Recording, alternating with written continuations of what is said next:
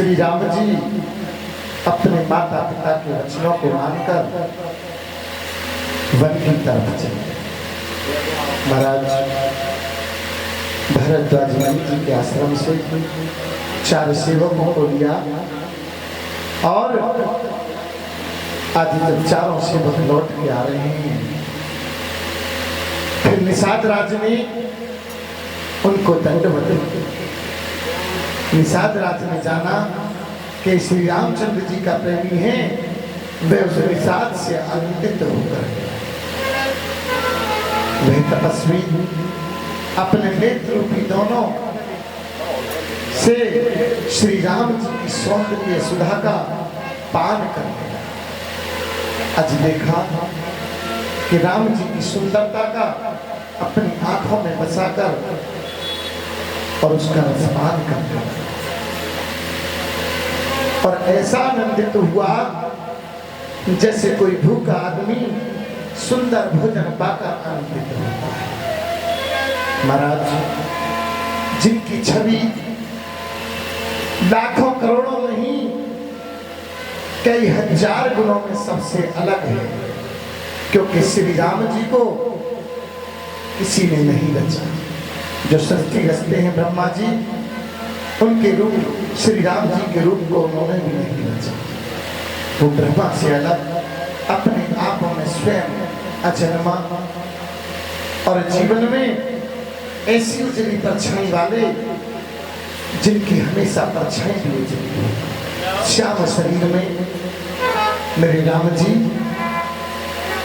आज कोई भी उनकी आंखों में आंखें डालकर देखे या उनके रूप को देखे तो महाराज भोजन करने की तो बात ही क्या, वे अपने नेत्रों पर पलक झपकाना तक भूल जाए।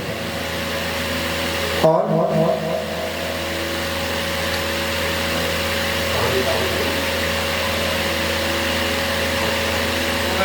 अच्छा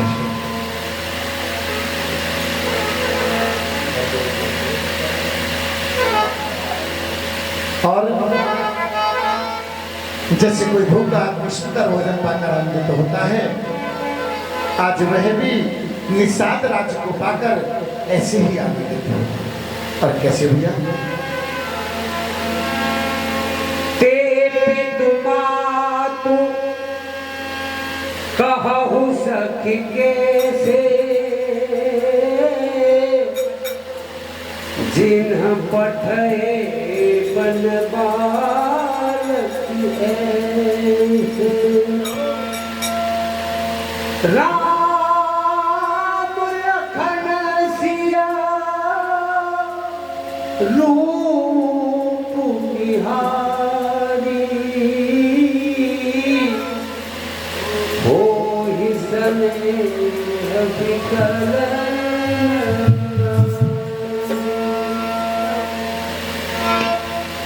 हे मां,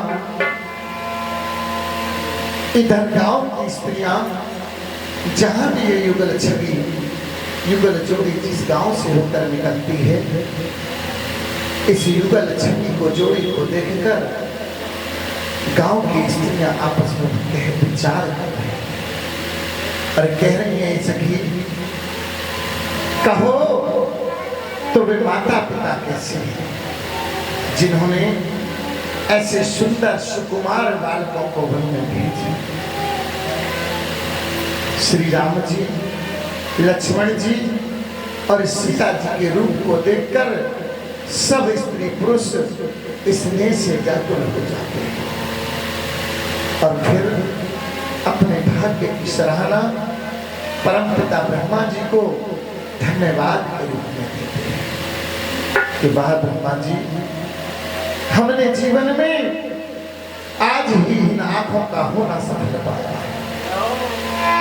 क्योंकि महाराज जिस जिह्वा पे राम का नाम ना हो, जिन आंखों ने राम की छवि के दर्शन ना किए हो और जिन कानों ने राम के अबेर कन्हैया के गुणों का गुणगान ना सुना हुआ हो, महाराज ये तीनों चीजें कल बंद होती हो, आज ही बंद हो जाए।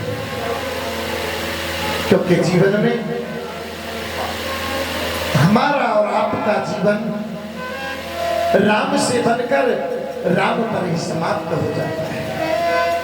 बहुत भैया, जीवन में सब कुछ हो, बहुत अच्छा भोजन आपको मिले, सब कुछ हो, उस भोजन में अच्छी अच्छी मिठाइयाँ हो और उनमें मीठा ना हो, भोजन में नमक ना हो, तो उस भोजन का स्वाद समाप्त हो जाता है। ऐसे ही हमारे जीवन में अगर जिह्वा पर राम नाम ना हो और आंखों में राम नाम की छवि ना हो, तो महाराज इस जीवन को जीने से कोई फायदा नहीं। और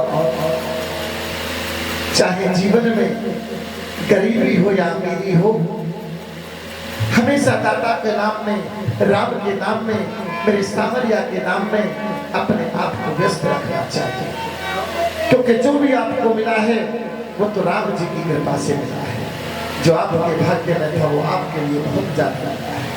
और कैसे भैया,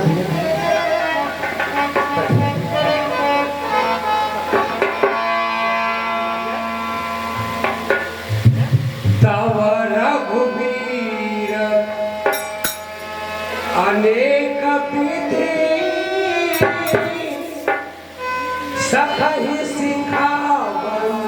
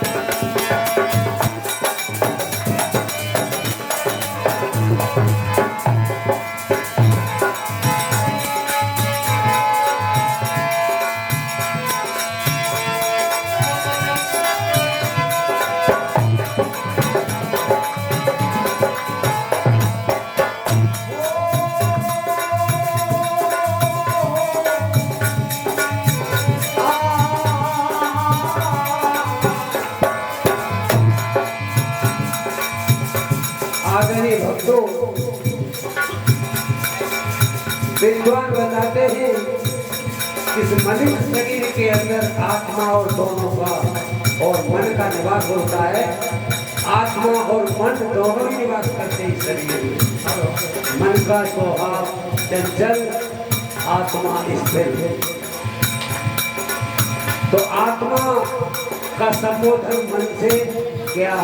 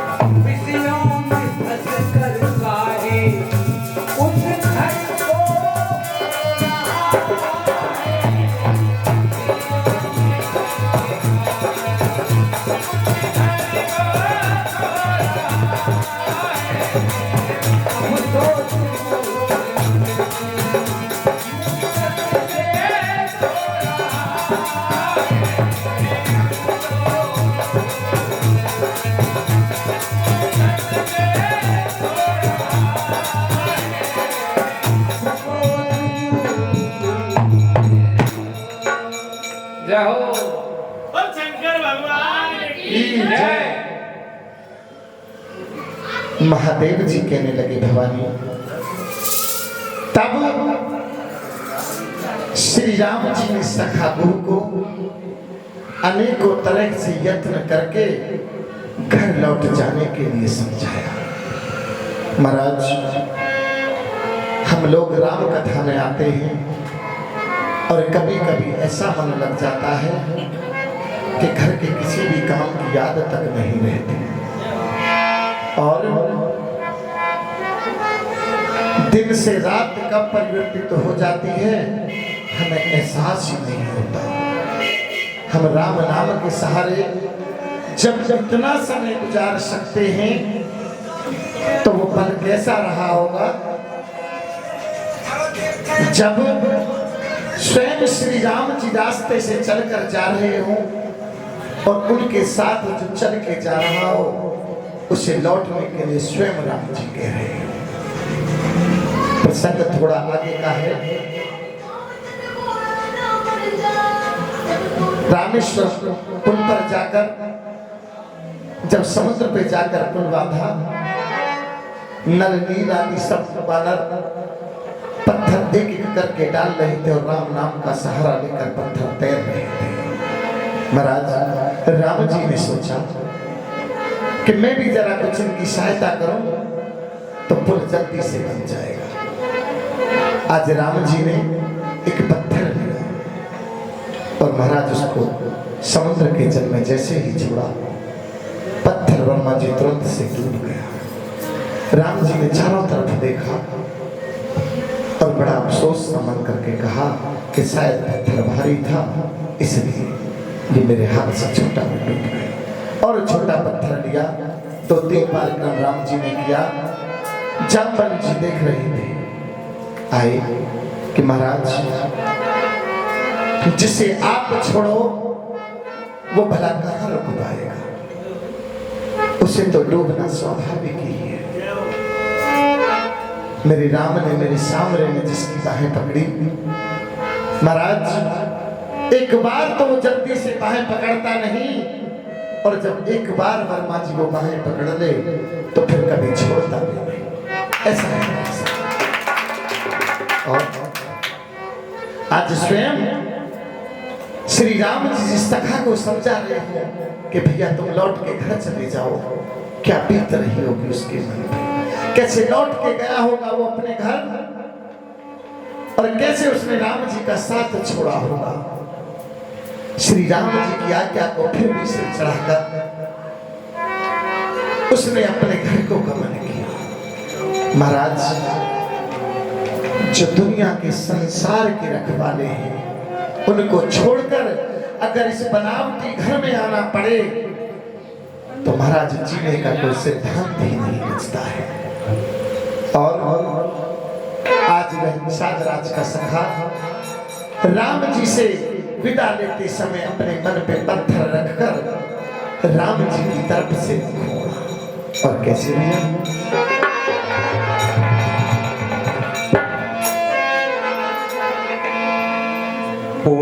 सिया राम लखन कर जो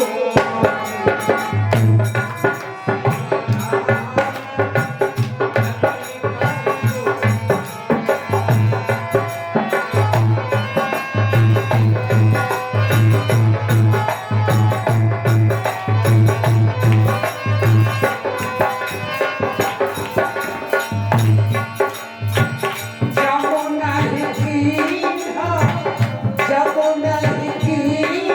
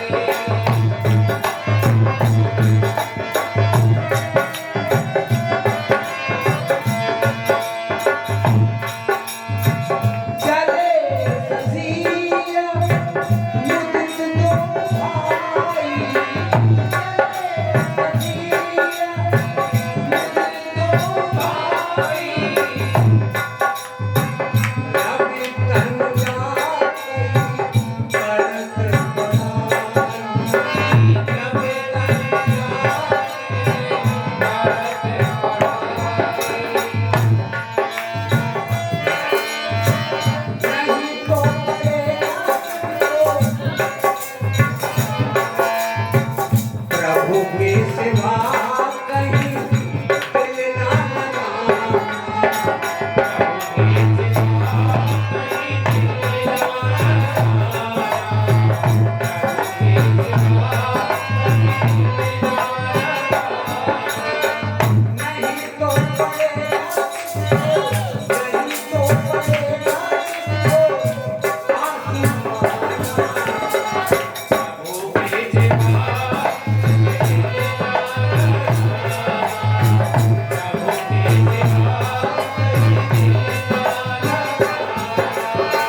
नहीं तो पड़ेगा, नहीं तो पड़ेगा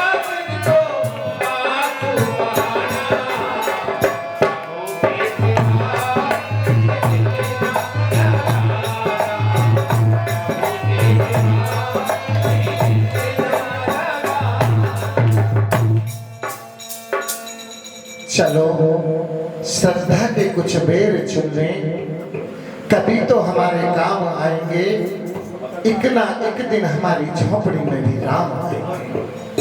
महाराज जीवन में अगर दिल भी लगाना है तो उस परम पिता परमेश्वर से लगाओ, क्योंकि महाराज दुनिया के सांसारिक और झूठे रिश्तों में अगर दिल लगाओगे तो एक ना एक दिन आपको बड़ा रोना ही पड़ेगा। और एक बार अगर उस परम पिता परमेश्वर ने आपके दिल की पुकार सुनी तो देखना वो कभी तुम्हें जिंदगी में मायूस नहीं होने देगा। आज फिर सीता जी, श्री राम जी और लक्ष्मण जी ने हाथ जोड़कर यमुना मैया को अपने प्रणाम किया और कहने लगे, एक मन में लालसा थी कि मैया इतना आशीर्वाद हम पे बनाए रखना कि 14 वर्ष हम आपकी कृपा से, आपके आशीर्वाद से वनों में रहकर अपने माँ बाप के दोबारा जाकर दर्शन कर सके, अवधपुरी के दर्शन कर सके। सूर्य कन्या यमुना जी की पढ़ाई करते हुए सीता जी सहित दोनों भाई प्रसन्नता पूर्वक मन में आगे चले। विधना तेरे लेख किसी की समझ ना आते। महाराज जिस रात की सुबह होने में भगवान राम को राज तिलक होने वाला था, उस सुबह में अपनी नगरी से भी 14 वर्ष के लिए दूर तीनों प्राणियों को भेज दिया। माना चौपाई कह रही हो, रे मानव,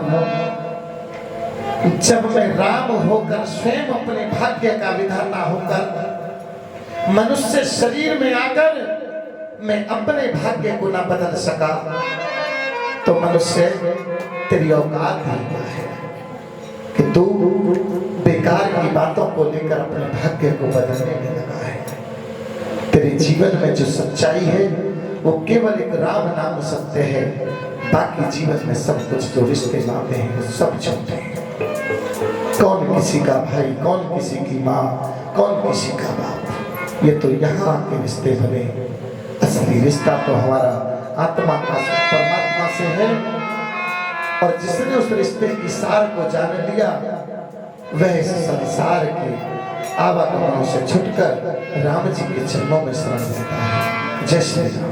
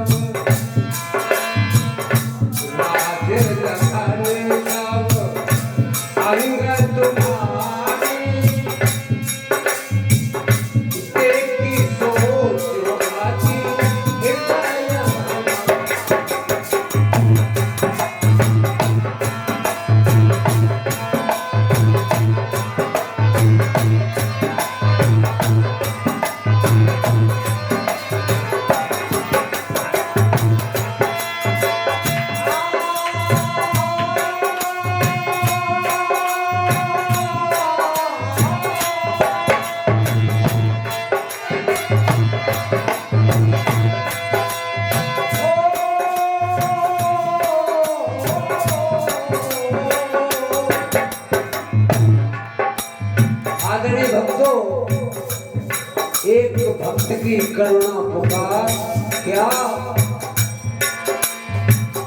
अगर नाथ देखो, अगर नाथ देखोगे अब कुछ हमारे, अगर नाथ देखोगे अब गुण हमारे, तो हम कैसे भाव से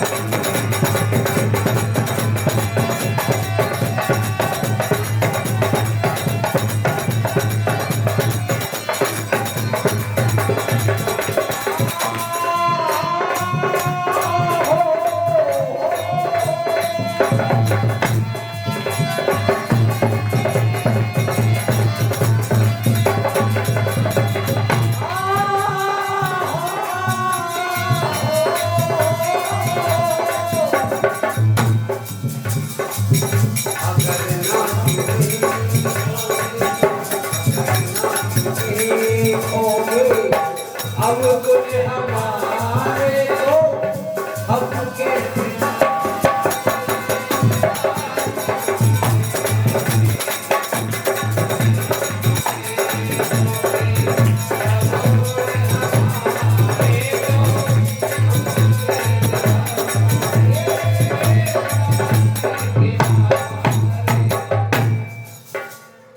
महादेव जी कहते हैं भवानी, संसार में आम आदमी प्रत्येक एक ही गलती करता है कि महाराज पराये अवगुणों को देखने में थोड़ी भी देर नहीं लगाता, लेकिन वही अगर थोड़ा सा अपने मन की तरफ भी झांक ले तो शायद दूसरे के गुण उसे नजर ही ना आए। आज रास्ते में जाते हुए उन्हें अनेकों यात्री भगवान राम को, लक्ष्मण भैया को और मैया जानकी जी को अनेकों यात्री रास्ते में मिलते हैं।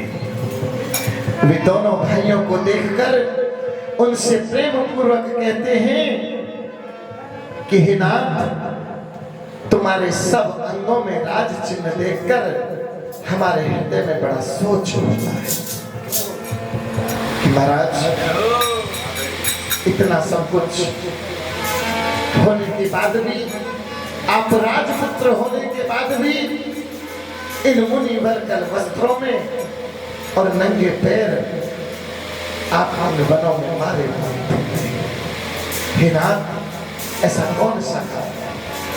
हर किसी मनुष्य की जिज्ञासा होती है, और कैसे भैया? मार्ग चलयु पयाते ही वायु,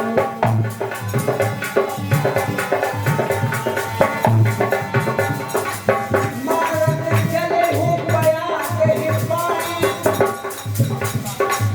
ज्योति सुझूठ हमारे अगम पंथ कानन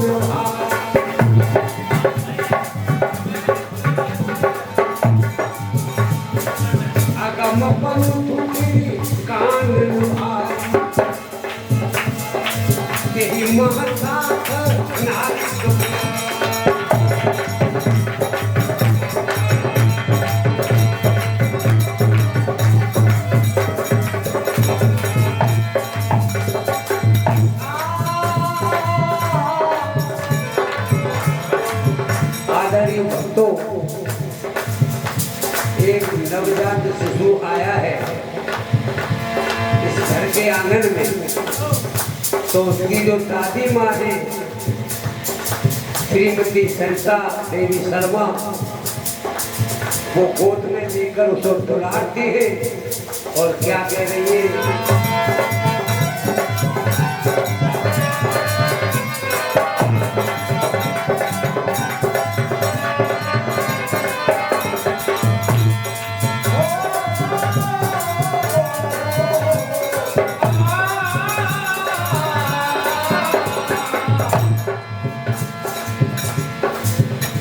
अरे काऊ दिन पैया पैया तोरे बोले पागल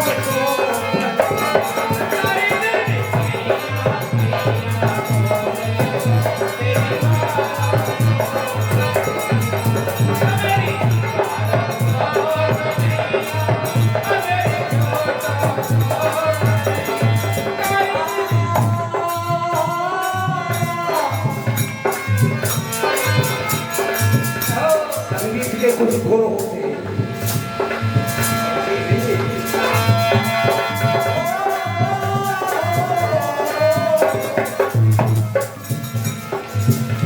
हरी काऊ दिन पैया पैया